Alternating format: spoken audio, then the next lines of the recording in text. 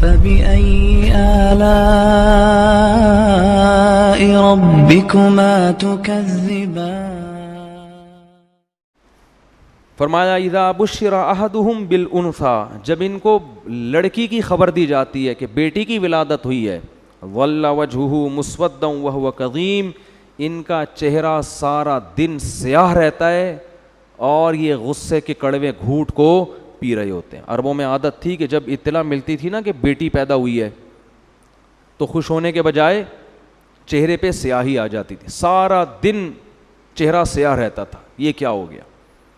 ان کے ہاں بیٹیوں کا یہ مقام تھا. یتوارا من القوم من سوء ما بشر بی، فرمایا جو اسے خوشخبری دی گئی ہے نا بچی کی، اس کی برائی کا اس کے چہرے پہ ایسا اثر، اور وہ اتنی ذلت محسوس کرتا تھا کہ یتوارا من القوم، سارا دن اپنی قوم سے منہ چھپاتا تھا، سارا دن اپنی قوم سے منہ چھپاتا تھا. ایمسکہ علی ہون ام یدسہ فی التراب، اس ٹینشن میں سارا دن گزرتا کہ میں ذلت برداشت کر کے اسے پالوں یا اسے مٹی میں دفن کر دوں. یہ کس کی عادت تھی؟ عربوں کی. بیٹی کی پیدائش پہ چہرہ کیا ہو جاتا تھا؟ سیاہ، اور ذلیل ہو کے چھپتا پھرتا تھا. میں نے وہ قبرستان دیکھا ہے جہاں بیٹیوں کو دفن کیا جاتا تھا، آج بھی موجود ہے، جو بھی جاتے ہیں دیکھ سکتے ہیں. ان مشرکین پر ہمیں تعجب نہیں ہے، تعجب آج کے پڑھے لکھے لوگوں پر ہے کہ جو نسل روکتے ہیں اس خوف سے کہ کہیں بیٹی پیدا نہ ہو جائے. اور میں نے خود آج کے جنگلیوں کو بچی کی پیدائش پہ روتے ہوئے دیکھا ہے. پہلے مجھے یقین نہیں آتا تھا، لیکن پڑھے لکھے جنگلی، پڑھے لکھے جاہل، ان کو میں نے اب بھی دیکھا ہے بچی کی پیدائش پہ آنسو بہاتے. یہ کیا ہو گیا؟ میں ایک دفعہ ہسپتال میں بیٹھا ہوں تو سامنے کوئی خاتون رو رہی ہیں اور وہ بیٹا ان کا پینٹ شرٹ میں، لگ رہا تھا کوئی ایجوکیٹڈ فیملی ہے، وہ بھی بیچارہ پریشان، منہ ایسا نا اس کا جھکا ہوا، رو تو نہیں رہا تھا لیکن منہ پہ یہی کیفیت تھی جو یہاں قرآن بیان کر رہا ہے. چہرے پر کیا ہے؟ ذلت. تو ماں اس کو تسلی دے رہی ہے اور رشتہ دار کہہ رہے ہیں بھائی ہائے بیچارے کا منہ اتر گیا، پہلے بھی بیٹی ہوئی تھی اب بھی کیا ہو گئی؟ بیٹی. اس سے پتہ چلتا ہے کہ یہ لوگ خدا پر ایمان نہیں رکھتے. ان کو کوئی ضرورت نہیں ہے اپنے آپ کو مسلمان کہیں شناختی کارڈ میں. تمہاری نمازوں کی اللہ کو کوئی ضرورت نہیں ہے. سب سے پہلے اللہ دیکھتا ہے کہ تمہارا اللہ پر ایمان اور توکل کتنا ہے. بیٹی کس نے دی ہے؟ تیری ماں بھی تو کسی کی بیٹی ہے نا جس نے تمہیں جنا ہے. وہ نہ ہوتی تو تم پیدا ہوتے. تو یہ بڑی جب اللہ ختم نہ آپ کی ڈکشنری سے تو پھر بہت بڑی درندے بنو گے. یہ بتا دوں بہت بڑی درندے. وہی ہوگا کہ جانوروں کے تو حقوق ہوں گے، انسانوں کے حقوق نہیں ہوں گے. بلیوں کے حقوق ہیں، ماں باپ کے حقوق نہیں ہیں. آج کل دوستوں کو پالا جا رہا ہے. ایئر ہوسٹس کے حقوق جانتے ہیں. بیٹی پہ اپنی اولاد پیدا ہو رہی ہے اور اس گدھے کا منہ سوج رہا ہے. مجھے تو دل چاہ رہا تھا میں رکھ کے اس کے گدھے کو ماروں کھینچ کھینچ کے. بے غیرت آدمی. تو پڑھا لکھا ہے، تجھے شرم، تجھے خدا پر ایمان نہیں ہے کیا؟ تو یہ لڑکی، یہ اللہ کی مخلوق پہلے ہے، بے غیرت تیری بیٹی یہ بعد میں ہے.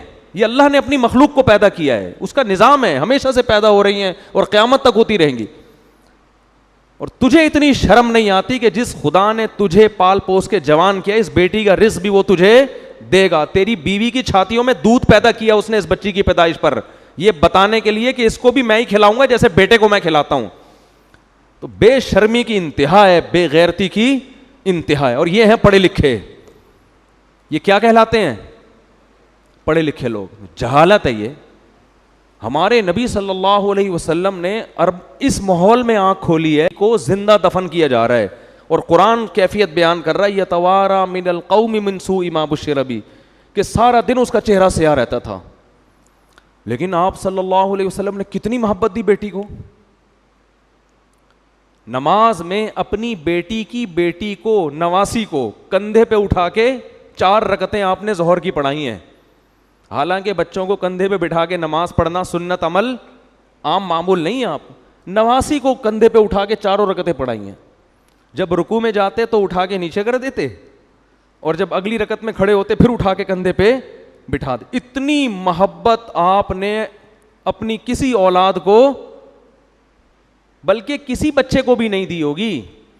بھائی زیادہ زیادہ اتنی محبت دے دی نا کسی بچے کو گود میں اٹھا لیا. صحابہ کہتے ہیں ہم نماز کے انتظار میں تھے, آپ صلی اللہ علیہ وسلم جب آئے ہیں تو ہم حیران ہو گئے کہ آپ کے کندھے پہ آپ کی نواسی بیٹھی ہوئی ہے. نواسی تو تھوڑی دور ہو گئی نا, بیٹی کی بھی بیٹی ہو گئی. تو ہم حیران تھے یہ کیا ہوا ہے بھائی. اور اسی طرح آپ نے نیت باندھ لی ہے بھائی, سید الانبیاء ہیں اور نواسی کو کندھے پہ بٹھا کے نماز پڑھا رہے ہیں, پیچھے ابو بکر, عمر, عثمان, علی جیسے لوگ کھڑے ہوئے ہیں, اتنی مبارک محفل. اب حیران ہے صحابہ, فرماتے ہیں جب رکوع میں گئے نا تو اس کو اٹھا کے, کیونکہ گر جائے گی نا وہ, چلو اب ایک دفعہ نیچے رکھ لیا تو کافی ہے, اگلی رکعت میں کھڑے ہونے سے پہلے دوبارہ اٹھا کے کندھے پہ بٹھایا اس کو. چاروں رکعتیں اس طرح سے پڑھی ہیں. علماء کہتے ہیں اس میں حکمت یہ تھی عربوں کے دل سے بیٹی کی نفرت کو کھرچ کھرچ کے نکالنا. اتنا پروٹوکول تو حسن حسین کو بھی نہیں دیا آپ صلی اللہ علیہ وسلم نے, ان کو بھی کندھے پہ بٹھایا ہے, خطبے میں گود میں اٹھایا ہے, نماز کندھے پہ بٹھا کے 4 رکعتیں نہیں پڑھائی ہیں. تو کیا کس مذہب سے تمہارا تعلق ہے اور تم منہ بنا رہے ہو؟ بھائی 10 بیٹیاں ہو جائیں, 15 ہو جائیں, 16 ہو جائیں, 20 ہو جائیں, کوئی بات نہیں, اللہ کی نعمت ہے, خوش ہو اللہ کے. اور اللہ بیٹا دے کے اس کو نافرمان بنا دے, تمہارے سر پہ جوتے لگا رہا ہو, وہ اچھا لگے گا پھر؟ تو جو دے رہا ہے اللہ اس پہ بولو نا بھائی شکر ادا کرو. نہ نسل روکو اس نیت سے کہ میرے 6 بیٹیاں ہو گئی ہیں, 7ویں بھی کہیں بیٹی نہ ہو جائے. بعض لوگ کیا کرتے ہیں, بیٹا ہو گیا تو نسل روکتے ہیں کہ بس اب نہیں چاہیے, بیٹی ہو گئی تو بیٹے کی لالچ میں نسل بڑھاتے ہیں. اس سے کیا ہو رہا ہے, جو قدرت کا ایک نظام ہے نا, لڑکے اور لڑکی کا جو ریشو ہونا چاہیے, گروتھ ریشو, وہ کیا ہو رہا ہے, خراب. جن کے لڑکیاں ہو رہی ہیں وہ لڑکے کی لالچ میں ہونے دے رہے ہیں, جو لڑکے ہو گئے تو 1-2 کے بعد بریک لگا دی. او بھائی غیر مسلموں پہ یہ چیزیں سوٹ کرتی ہیں. ہم کلمہ گو لوگ ہیں, ہم اللہ کو مانتے ہیں, ہمیں یہ پتہ ہے کہ اللہ نے بیٹی اور بیٹے دونوں کے لیے یہب لمن یشاء استعمال کیا ہے, کہ جس کو چاہتا ہوں بیٹے گفٹ کرتا ہوں. ہبہ گفٹ کو کہتے ہیں. وہب لمن یشاء یہب لمن یشاء اناسا, جس کو چاہتا ہوں بیٹیاں گفٹ کرتا ہوں. تو بیٹیاں گفٹ ہوتی ہیں, خود گاڈ گفٹڈ ہیں یہ.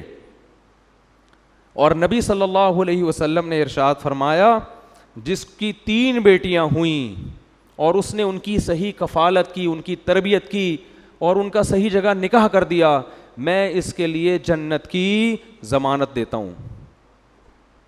اور آپ نے یہ بھی فرمایا کن لہ حرزا من النار, یہ بیٹیاں باپ ماں بھی اس میں داخل ہے, والدین اور جہنم کے درمیان آڑ بن جائیں گی. کہ اللہ اگر کسی کوتاہی کی وجہ سے ان کے والدین کو جہنم میں ڈالے گا نا, کچھ کوتاہیاں ہو گئیں, تو رکاوٹ کون بنے گا؟ حرزن, بیٹیاں کیا بن جائیں گی؟ دیوار, رکاوٹ. کیوں؟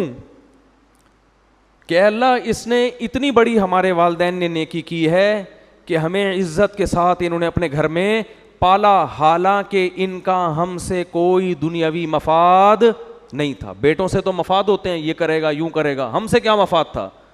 ہمیں تو رخصت کرنا تھا انہوں نے سسرال, تو وہ اپنی اس احسان کا واسطہ دیں گی. تو صحابہ تو بیٹیوں پہ خوش ہوتے تھے بھائی, پتہ نہیں کس کا کہاں سے یہ کون سی قوم سے کون سے ڈرامے دیکھ رہے ہیں, کون سے فلمیں دیکھ رہے ہیں, کون سے کیا دیکھ رہے ہیں جس کی وجہ سے یہ نحوست تو ہو رہا ہے. وہ ترس کھا رہے ہوتے ہیں لوگ, کسی کی تیسری بچی ہو جائے نا ترس کھا رہے ہوتے ہیں. یہ جاہلوں والی باتیں ہیں, یہ غیر مسلموں پہ سوٹ کرتی ہیں, ان میں بھی جو بہت ہی پرلے درجے کے جاہل ہیں, ہر غیر مسلم بھی ایسا نہیں ہوتا, یہ ان پہ سوٹ کرنے کی باتیں. ہم فخر کرتے ہیں بھائی, بیٹیاں بھی دے اللہ, بیٹے بھی دے. او یزوجہم ذکرانا و اناثا, فرمایا جس کو چاہتا ہوں گفٹ میں بیٹیوں کی لائن لگا دیتا ہوں, جس کو چاہتا ہوں گفٹ میں بیٹوں کی لائن, اور جس کو چاہتا ہوں ہٹو بچوں, ٹھیک ہے نا, بیٹوں کی بھی لائن اور بیٹیوں کی بھی لائن. جب زیادہ ہوتے ہیں تو پھر دونوں ہی ہوتے ہیں. یہ جو روک رہے ہیں نا 2 کے بعد نہیں, تو پھر یہاں ترسا کے اللہ دیتا ہے. پھر اگر نسل کو ایسے ہی پیدا ہونے دو کہ بھئی اللہ جتنی چاہے اولاد دے, تو ہو سکتا ہے آپ کی 4 بیٹیاں ہوں, پھر لائن سے 4 بیٹے ہو جائیں. لیکن جب آپ نے یہ بخل ہے نا طبیعت میں کہ کھلائیں گے کہاں سے, ان پہ تو خرچ کرنا پڑے گا, تو پھر اس کا مطلب ہے کہ آپ کا اللہ پر ایمان نہیں ہے. پھر اللہ بھی کہتا ہے میں ٹینشن ہی دوں گا تجھے. اور وہ بچہ بھی جو لڑکا بھی جو پیدا ہوگا نا, وہ ایک ہی انڈا, وہ بھی گندا, بولو گے یار ایک بچہ لڑکا ہوا اور وہ بھی کم بخت بولو کسی کام کا نہیں. توکل کرو, اللہ پہ اعتماد کرو, نہ بہنوں کو ٹینشن سمجھا کرو اور نہ بیٹیوں کو. نبی نے بہنوں کی کفالت پہ بھی خوشخبریاں سنائی ہیں.